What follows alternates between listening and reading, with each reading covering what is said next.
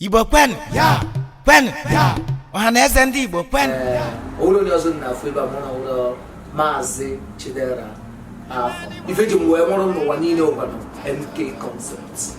Anyị abịago ka anyị si abịa, anyị na-alụrụ ndị ụlọ ọrụ Igbo Concept TV ọlụ.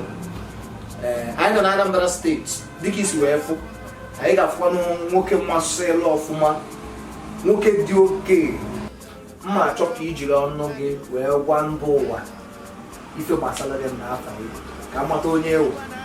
Ekene m ọnụ asụsụ ụlọ ya dị asọbịara bụ onye abịabụ ya mgbe ya na mgbugbu apụ na ya n'azụ na ife dị n'ala Igbo ka a na-eme nnọọ rie nne nnọọ na demo. Afa m niile bụ Nze Tochukwu Oguchukwu Ezigbo oti ọcha, mana ife eji nwale m bụ Ijele Eze Ọgbanje machi ya na Amaroji alụsị Ngene King of Boys n'olu oyibo. Ebe unu nọ bụ n'ụga dị n'ime Agụata, Anambra steeti. Ịbịa n'ime ụga unu nọ n'ogbe Awarasị, ịbịa n'ime Awarasị unu wee nọrọ na mpaghara a na-akpọ Ụmụnọcha. Ebe a ka anyị nọ n'ụbọchị taa. Ekenekwa m ụnụ. Anyị na-afọ ụmụ ife ndị anyị na-afụ na be na ife ịnọ n'ime ya ka anyị mata onye ewu ọfụma. Daalụ. Na mbụ nke a bụ nzu, nke a bụ edo. N'ala Igbo a sị na aka na-ama nzu adịrị amala unyi. Nzu bụ ife eji ebe ekpere n'ụtụtụ ma ihe eji akpọpụ ndị ichie na ndị mbụ na ndị ekele. Nke a bụ edo. Ịtụcha nzu ịtụọ edo ka o wee doo mmụọ anya na ọjị dị ya n'ime na ose ọjị dị ya n'ime. Nke a bụ mgbọrọgwụ dị ya nụ maka mkpocha na nzacha. Nke a bụzi mmanya ọkụ maka asị n'ọkụ ka anyị na-ayọ ya mere anyị n'ọkụ. Ndị Igbo tụrụ isi n'ọma ike eji amanye okwu ọnụ.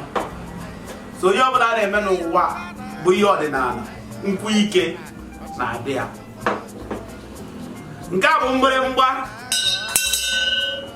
Akụọ ya sị na mgbịrịmgba dịrị atụ egwu ịga n'ezi, maka onye ọbụla bụ mgbịrịmgba na ma ị na-ezo ya ezo ma ị chọrọ ka afọ ya anya iburu ya n'akpa ọnda ihe ị na-eme ndị mmadụ ga-anụ ụdị ya.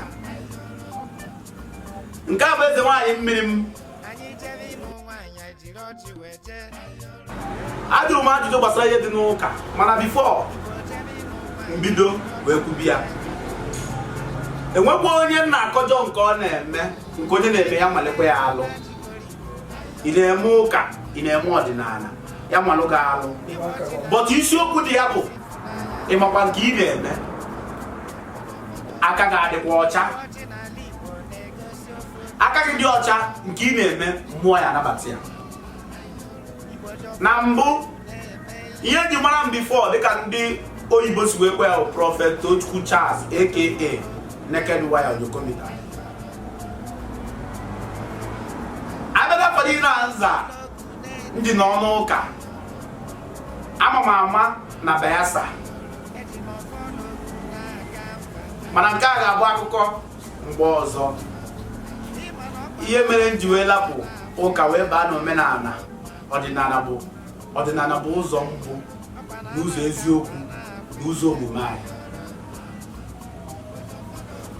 Majority ya bụ ndị niile bụ pastọ, ọtụtụ n'ime ha bụ ndị ọrụ a na-arụ mana duto na ha na-afụtazi na dibịa bụ ife ọjọọ, fada etizi ya n'ụka. Mmụọ bụ ijele nwekwara so many pastors ngwọrọ ọgwụ ebe a, mana ọ bụrụkwa ọgwụ ọjọọ.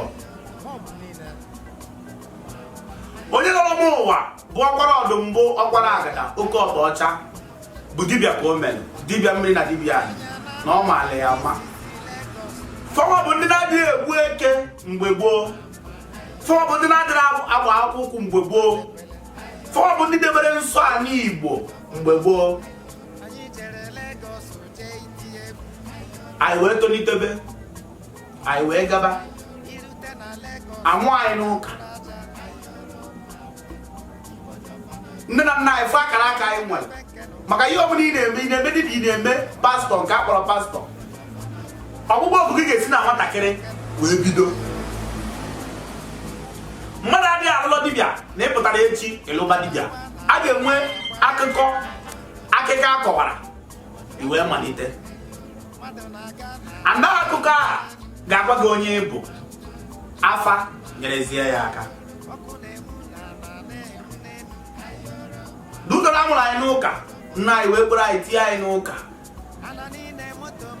wee sị na ihe ochie agabigo na nke ọfụrụ ka anọ mana emere m ụka a na-enweta ego n'ụka amara m amara n'ụka mana adị m enwe ezumike n'ime onwe m